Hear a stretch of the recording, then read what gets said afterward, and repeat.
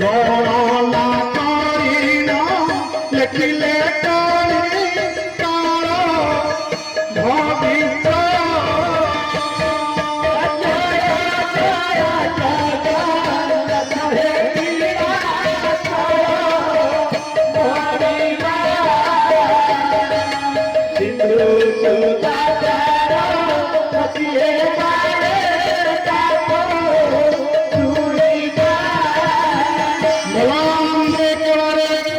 शह शह त्राही अच्युत आश्रम भाया आश्रम माटी रे मिसी जाई पारे किंतु 600-700 वर्ष आगु आसीथिबा नेमाल पद्मवनर राजहंस महापुरुष अच्युतानंद ऋषि संघ सभापति भविष्य कल्पा जोग कल्पा आदिनाथ निरंजनकर गेल्हा संतान महापुरुष अच्युतानंद सत्य कृपाजल नाम मोहर त्रेतयारे राम पारुषे नल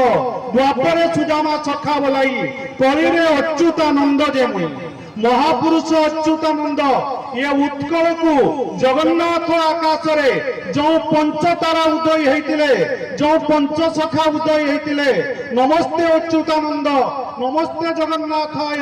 नम जशवंत अनंत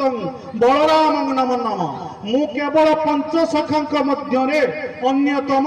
श्रेष्ठ सबुठु कनिष्ठ महापुरुष अच्युतानंद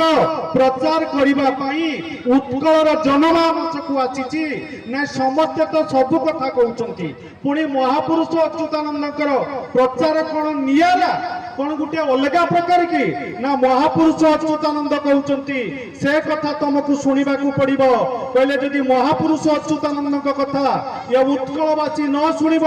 जदि महापुरुष अच्युतानंद को न जान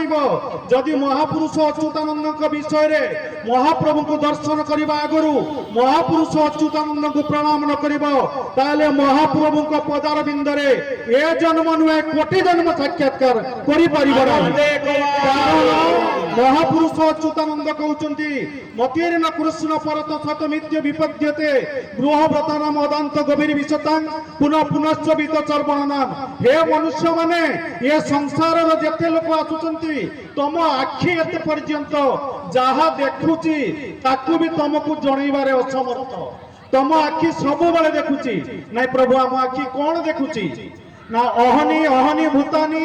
गच्छन्ति ह जमालयम शेषा स्थावरमिच्छन्ति किमाश्चर्य अतः परम आखि अच्छी दुईटा